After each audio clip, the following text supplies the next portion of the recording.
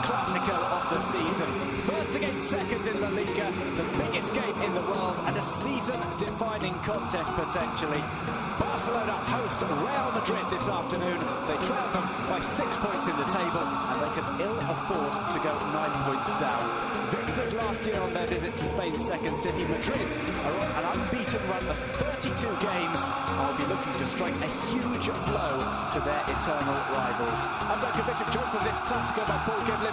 Paul, a massive game, the most eagerly anticipated in quite some time. Neither side, though, performing particularly well as of late.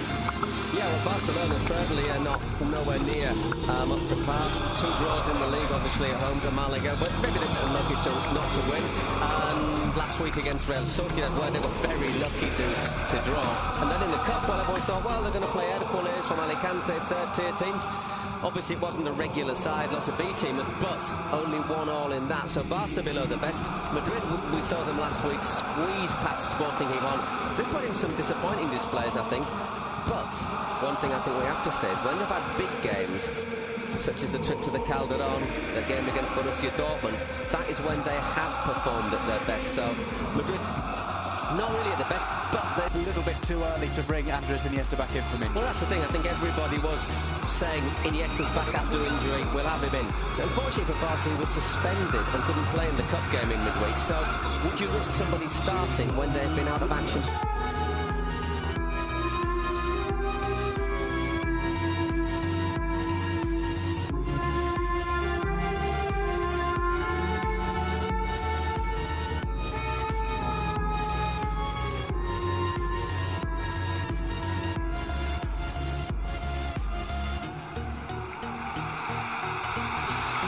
A minute's silence there for obviously the accident in Colombia, terrible air accident with the Chapecoense side this week. Respectfully observed by almost a full house tonight at the Camp Nou, the Light of the World and the stadium. It's La Liga's biggest fixture and we're expecting a good game today between two sides who played out some very entertaining Clásicos in the past, some very tense ones as well. This one coming early on in the season. Yeah, they tend to be about November, December time, the first one, don't they? I mean, you know, let's have a look at some of the numbers. They're talking about a worldwide audience, about 650 million people. Played at a reasonably early time to allow fans in Asia the chance to really enjoy the atmosphere of the Classic. I know that in places as China, India, there were lots of people watching on big screens. The league's taken football, their ambassadors, former players, for example, to places such as South Africa.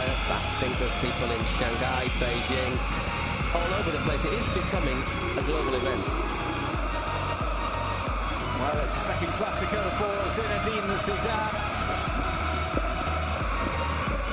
Enrique has a little bit more experience of these games as a coach. These two faced one another in Clásicos as players. They had a bit of a set-to in Zidane's final season. We had a few set-tos in his final season by Jorge Mendes. Very much watch the space, I think, on Jorge Mendes, looking at recent stories that come out in the press today. Ball played through. Suárez leaves it for Messi. Here's Neymar. Neymar slips up at the most inopportune time. He does recover. It's sent back across. An appeal for handball is not given. Sergio Roberto looks around bemused. I don't think he was. My first instinct that it was chest. The first scramble we've seen inside the box.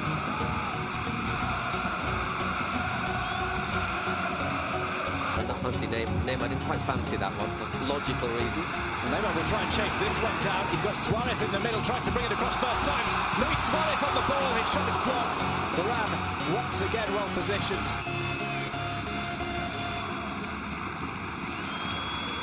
She goes off. Ball intercepted by Madrid. Real Madrid on the break. Few sides are as dangerous in world football than Real Madrid on the counter-attack. Ronaldo takes on his old sparring partner. Piqué goes for goal and Ter Stegen pushes it away. Corner for Real Madrid. First time we've seen Cristiano Ronaldo have it to goal.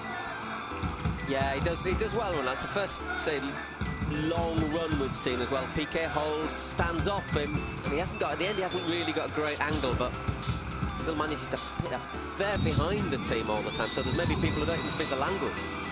We'll play the cross here. Cristiano Ronaldo takes on Ronaldo. Tries to toe poke it past Ter Stegen. And a slip up by Jordi Alba. Alba with the nutmeg on Mascherano. A shoulder charge on Jordi Alba for good measure. A bit flat-footed there, Matt. If you stick a leg out there.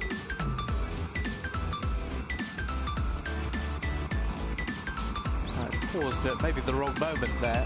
When you see it like that, you'd say, well, time. Isco, gorgeous touch from him. Real Madrid on the break. Ronaldo bursts into a sprint. Has to stay onside as Benzema goes forward. Benzema trying to ball it across. And Gerard Piqué gets down. It could have gone anywhere.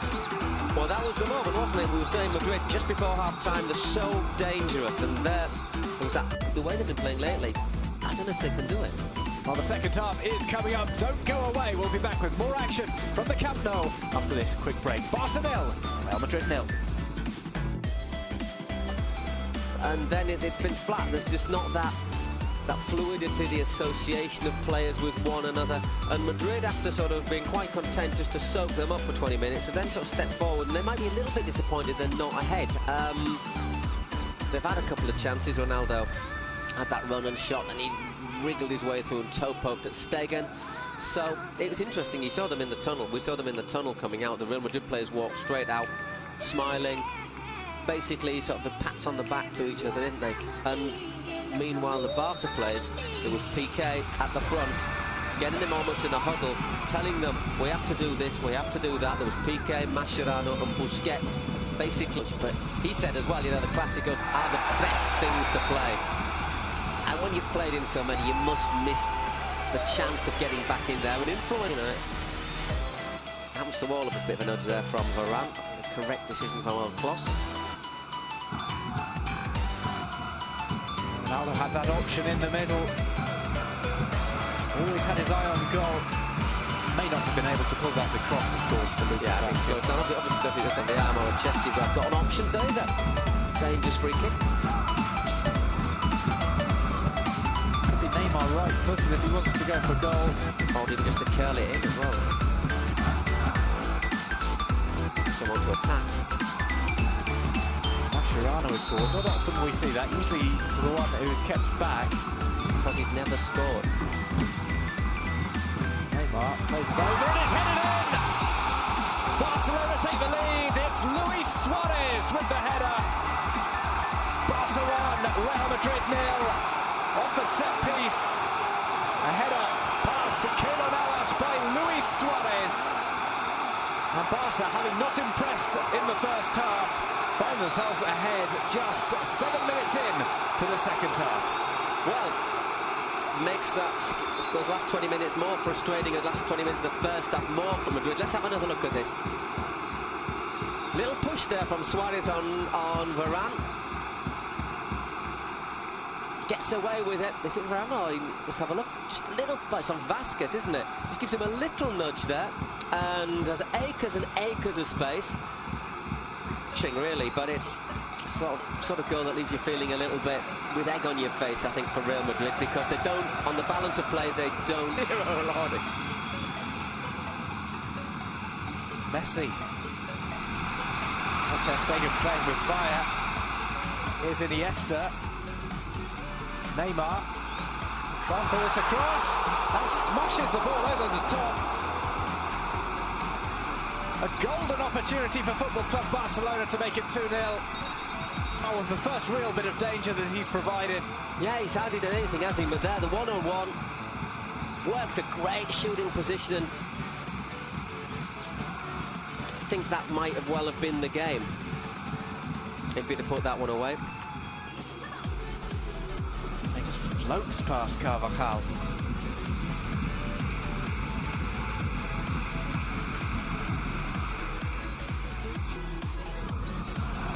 Lots of space now for Barca. Andre Gomez. Iniesta shot catches the deflection off Carvajal. It's out into the side netting. All of a sudden, Barca are finding spaces all game. Iniesta's out. Iniesta plays it through to Messi.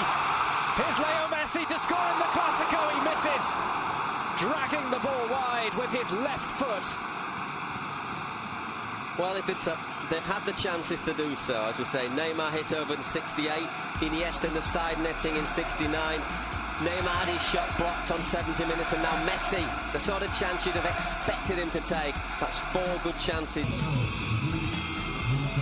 Through the space created by Iniesta with that fake pass, and then look at this pass through the 2 lines. Maybe he could have been born in Barcelona. Ball headed over the top. Sergio Ramos, the emergency forward. Well, he's doing what Piqué normally is. Let's just let you know a little bit about him. 23 years old, Dominican Republican nationality, actually born in Barcelona, 1m80. Last season saw him score 27 goals for the Real Madrid visa. There's Marcelo taking on Suárez. This one across to the back post. Ronaldo's headed on. It comes off Jordi Alba and goes out for a corner. No, I don't think it's a corner. Oh, no. Yes, it is. For 1 minute, I thought the linesman had given something there. Space there at the far post. Should he? Doesn't get contact on it, does he? Doesn't really get the contact he's looking for. I don't defender. When the referee's, you've got to be careful when you got. How we cut your throat sort of gesture was that there from? I think he was complaining about maybe a grab of the throat by Lucas. That's sort of like, I'll get you by the throat. Neymar being iced up. Ball comes in, it's Ramos! It's the equaliser for Real Madrid in the dying moments of the game. Ramos does it again. Real Madrid are level. It's smash and grab from Real Madrid. Barca 1, Real Madrid 1. Ramos flying high with the goal. Well, Barca have had chances to win the game, haven't they? That's a great delivery into the penalty area, and it's not the first late goal that Ramos has scored, is it? A name for it. Have a look. Always the target man. No offside. Played on by Sergio Roberto. Once again, but look at that. It's not just Ramos, there's Varane. And also Mariano in there. There's 3 players. Look, totally unmarked in the penalty area. What sort of defending is that? I think it's a great delivery. Mascherano slips, but in there, it's still 3 against 1 in there. That is poor from Barcelona. It's very, very good delivery, though, for the free kick. Oh, Sergio. It will be taken by Suárez.